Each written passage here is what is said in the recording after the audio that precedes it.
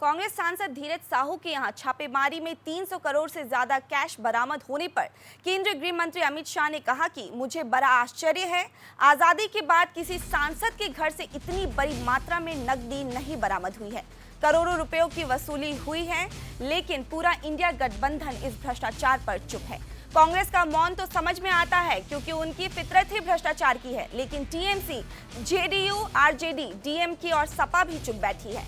अब मुझे समझ में आया कि पीएम मोदी के खिलाफ अभियान क्यों चलाया गया कि एजेंसियों का दुरुपयोग किया जा रहा है। ऐसा इसलिए किया गया क्योंकि उनके मन में डर था कि उनके भ्रष्टाचार के सारे राज खुल जाएंगे।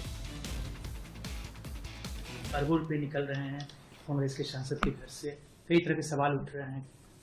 देखिए, मुझे तो बड़ा आश्चर्य है, आजादी के बाद किसी भी दल के सांसद के घर से इतनी बड़ी मात्रा में कैश नहीं पकड़ी गई होगी। सैकड़ों करोड़ों रुपए का कैश सांसद के घर से मिलता है और पूरा इंडिया अलायंस मौन है इस करप्शन पर। मैं तो पूछना चाहूंगा इनके साथियों को, कांग्रेस का मौन तो हमें समझ में आता है क्योंकि इनकी फितरत ही भ्रष्टाचार की है, परंतु चाहे तृणमूल कांग्रेस हो, चाहे जेडीयू हो, चाहे आरजेडी हो, ये सारे दल डीएमके सहित चुप बैठे हैं। सपा भी चुप बैठी है, कोई रिएक्शन नहीं। अब मुझे समझ में आ रहा है कि मोदी जी के खिलाफ ये जो एक प्रचार अभियान चला कि एजेंसियों का दुरुपयोग हुआ है, वो क्यों चलाया गया? क्योंकि इनके जहन में एक डर था कि हमारे करप्शन के सारे कच्चे चिट्ठे खुल जाएंगे। और मैं मानता हूं कि ये उचित ही हुआ है।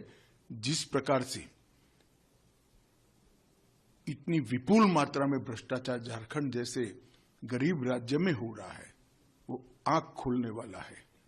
और ये जो राजनीतिक प्रोपेगेंडा करते हैं एजेंसियों के दुरुपयोग का, उनको ये अपने आप ही उनके ही कृत्य से जवाब मिल गया है।